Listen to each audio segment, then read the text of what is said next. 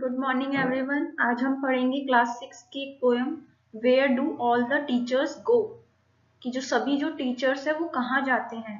इसमें एक छोटा बच्चा है जिसके मन में ये क्वेश्चन आता है कि जो टीचर्स होते हैं वो स्कूल की जब छुट्टी होती है उसके बाद कहाँ जाते हैं। चलिए स्टार्ट करते हैं।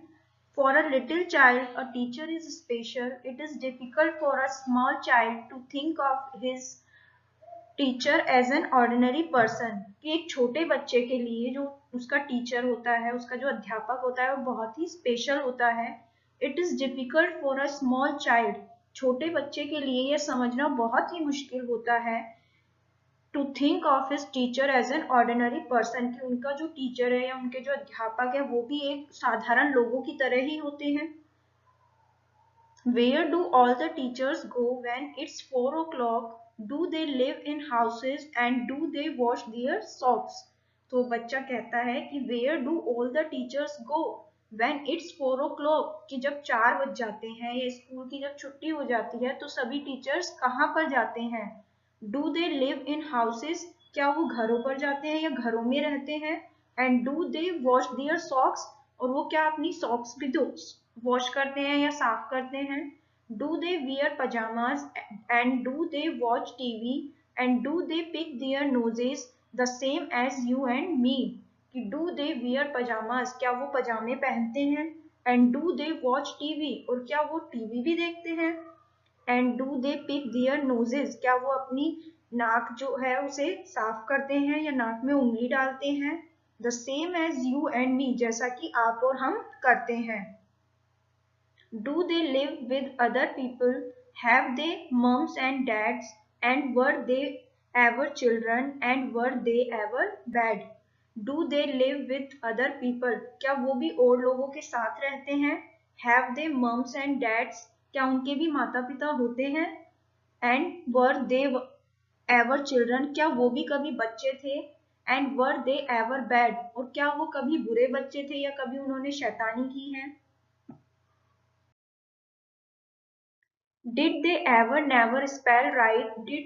Did they ever make mistakes? Were they punished in the corner if they pinched the chocolate flakes? Did they ever never spell right? क्या कभी ऐसा हुआ है कि उन्होंने कोई स्पेलिंग है वो गलत लिख दी हो। Did they ever make mistake? क्या उन्होंने भी कभी कोई गलतियां की हैं। Were they punished in the corner? और क्या कभी उन्हें कोने में ले जाकर उन्हें पनिश किया गया हो या उन्हें सजा दी गई हो। If they pinch the chocolate flakes, कि जब उन्होंने किसी की चॉकलेट चुराई हो या जो चॉकलेट या टॉफी वगैरह के जो छिलके हैं वो खाकर उन्होंने फेंक दिए हो, तो इस बात के लिए क्या कभी उन्हें पनिशमेंट मिली है। Did they ever lose their hymn books? Did they ever leave their greens? Did they scribble on the desktops? Did they wear old dirty jeans? Did they ever lose their hymn books? Hymns यानी भजन book या फिर आप poem की book बोल सकते हैं, कि क्या कभी ऐसा हुआ है कि इन्होंने अपनी पोएम की बुक खो दी हो। Did they ever leave their greens? और कभी ऐसा हुआ है कि वो टिफिन में अपनी जो लंच बॉक्स में सब्जी वगैरह लाते हैं वो उन्होंने ना खाई हो और उसे फेंक दी हो। Did they scribble on the desktops?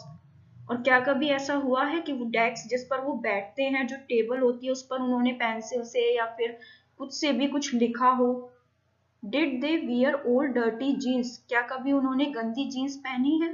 I will follow one back home today, I will find out what they do, then I will put it in a poem that they can read to you. I will follow one back home today, कि मैं आज एक teacher का पीछा करूंगा या उनके पीछे पीछे जाऊंगा कि वो कहाँ जाते हैं, क्या करते हैं।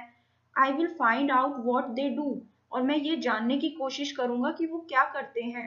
Then I will put it in a poem, और फिर मैं उसके ऊपर एक पोएम लिखूंगा, कि वो सारी चीजें जो मैं उनके बारे में जानूंगा उसके ऊपर एक पोएम लिखूंगा। Then they can read to you, ताकि आप उसे पढ़ सकें। तो ये आपकी यहाँ पोएम फिनिश होती है और ये पोएम पीटर डिक्सन के द्वारा लिखी गई है। Thank you so much.